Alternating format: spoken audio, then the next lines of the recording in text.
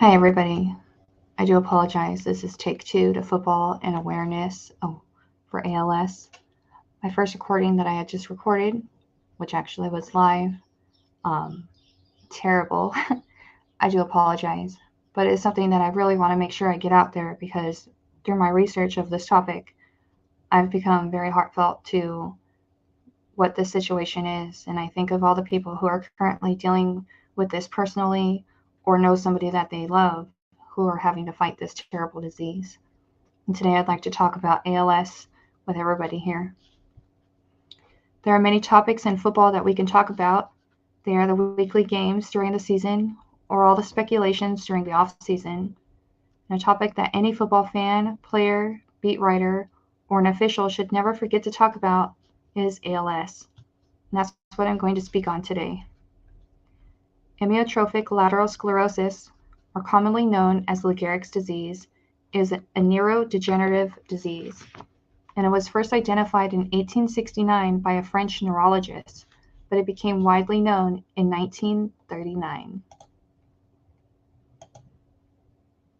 Many people may remember what happened that year, but many will not.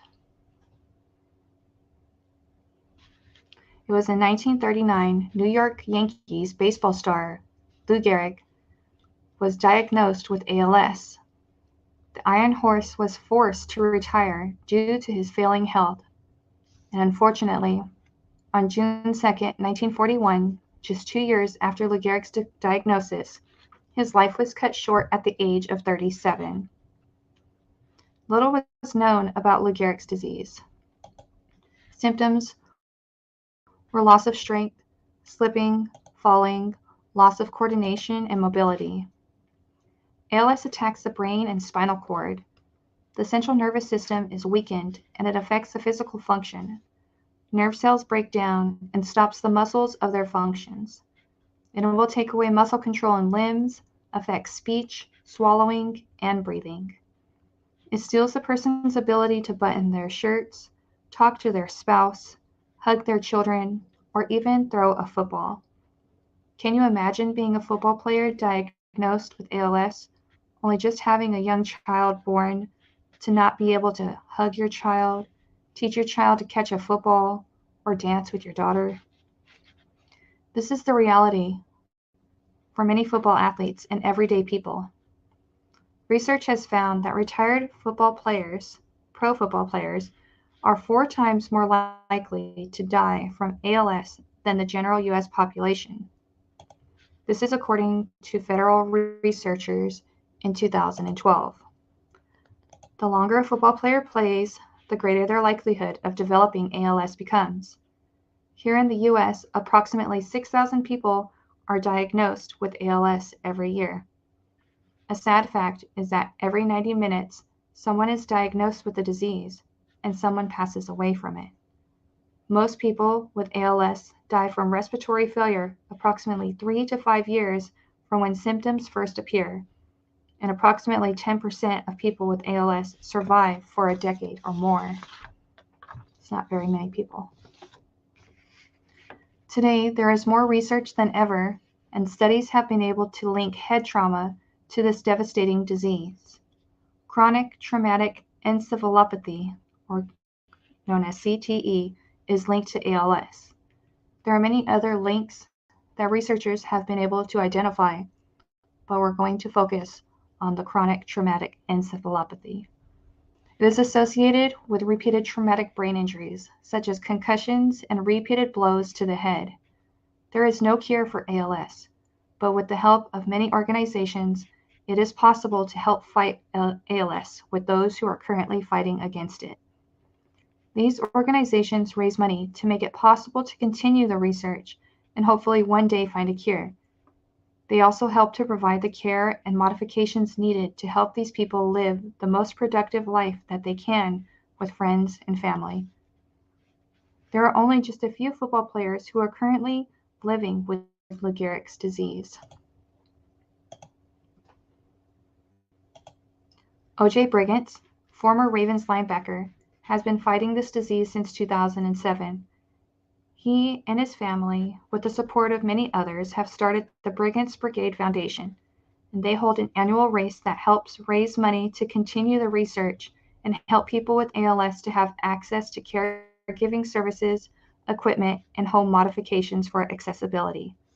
Steve Gleason, former Saints safety, has been battling ALS since 2011. He and his wife have a documentary called Gleason, which shows the true life of what it is like to live with ALS. He had recorded memories while he was able to function so that his children can know who their father was before the disease stole all that it could from him. His foundation is called Team Gleason, and it raises money to help create plans to find treatments or a cure for ALS as soon as possible. Tim Green, former Falcons linebacker, has been living with ALS since 2016. He has had an organization called Tackle ALS, and it is teamed up with the Massachusetts General Hospital. All benefits go to ALS research to improve treatments and get closer to a cure. Another former football player currently battling ALS is Eric Stevens. He is a former fullback for the Rams, and he was diagnosed in 2019 with ALS. He has an organization called the ACTS ALS Foundation, and they are partnered with UC Irvine, continuing the research and providing help for those living with ALS. Former Bears defensive lineman Steve Mongo McMichael was diagnosed in 2021. He and his family are like many other ALS patients, living their life with what the disease has not quite taken. Many people love the game of football and love to watch their favorite players make the game interesting. And it's unfortunate that the longer these pro football players play this contact sport, the more likely some are to be diagnosed with this devastating disease. And it's important to keep talking about ALS. It's important for these athletes to be kept safe. And the more research that is done, the more safer the equipment can be available and can prevent serious injuries to these football stars. We had lost our beloved 49ers wide receiver Dwight Clark to this horrible disease. He loved to play football, and the physicality of the sport took its toll on his body. But ALS did not take away who Dwight Clark was or who any of these other players are. These players fought through this disease and did not let it take their spirits, maybe some of their energy, but it never took their love for life. May 10th is Legacy of Dwight Clark Day, and the 2023 Dwight Clark Legacy series will be held at the San Jose Theater. All proceeds go to the foundation that Clark cared about, the Golden Heart Fund. It provides support and relief to the 49ers alumni during times of physical, emotional, and financial need. Dwight Clark may always be remembered for the catch, which started our Super Bowl dynasty, but he will be most remembered for his strength through his battle with ALS. May he serve as a reminder of the past, present, and the future football players affected by ALS. And may we not forget that it affects everyday people like you and me as well. Through my research of this topic, it has opened my eyes to not just watching my favorite players tackle or make touchdowns, but it also reminded me of the importance to continue the awareness of ALS, the research that will help prevent traumatic brain injuries, because it can provide much needed data to help safety first. And it's important that the football players' equipment is to its highest standard of safety. At this point, it's not a matter of if a player will be diagnosed with ALS, but it is who will be and when. The continued dedication of donations continues, and it is needed for the research and the fight to end ALS. And I'd like to take a moment to name off a few players who have lost their battle to ALS and players who are currently still fighting against it. Since 1965, there have been 5 former 49ers who have died from ALS. Gary Lewis, 49ers running back from 1964 to 1969, was diagnosed in 1986 and died the same year at the age of 44. Matt Hazeltine, a linebacker for the 49ers between 1955 and 1968, died in 1987 at the age of 53. Bob Waters, who was a quarterback for the 49ers from 1960 to 1963, died in 1989 at the age of 50. Eric Scogins, who was a linebacker in 1982 from he was diagnosed in 2007 and died in 2009 at the age of 49.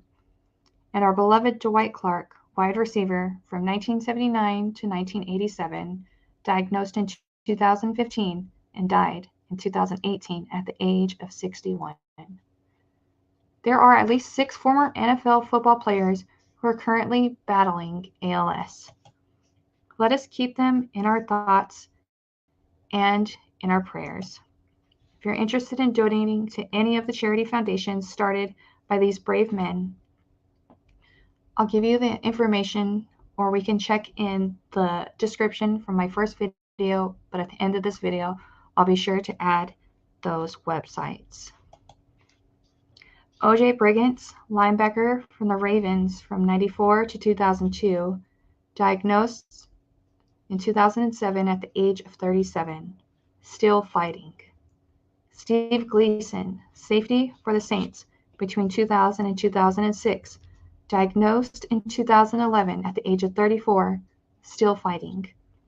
Tim Shaw, linebacker for Jags, Bears, and Titans between 2007 and 2012, was diagnosed in 2014 at the age of 30. Tim Green, defensive end for the Falcons between 1986 and 1993, was diagnosed in 2016 at the age of 53. Eric Stevens, fullback for the Rams, diagnosed in 2019 at the age of 29. And Steve Mongo McMichael, defensive lineman for the Bears, 1981 to 1993, was diagnosed in 2021 at the age of 64. Not all cases of ALS are because of football. Many diagnoses of ALS are genetics or traumatic brain injuries that happen without participating in sports. I'm not against football, and I'm not saying a person should fear playing the sport. It's a physical contact sport that many people love and has been around for many generations. I'm simply sharing this information because for those that ALS does affect, they deserve to have every bit of help available to them. Safety gear is always being upgraded because of the research conducted. ALS is real and it is heartbreaking. All ALS research will strengthen the fight against ALS, now and for the future generations to come.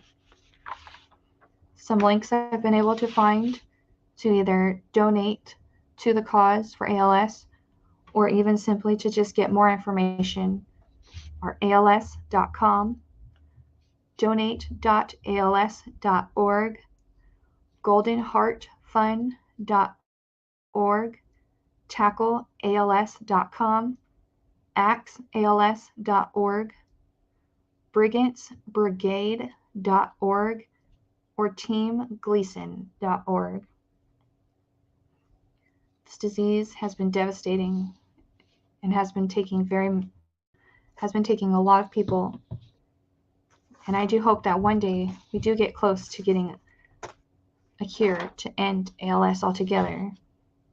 And I hope with all this research, it helps living with ALS a little bit easier for those who are only going through it, but for those who are standing by the person they love who are fighting it themselves. Thank you, everybody, and I hope you have a great day.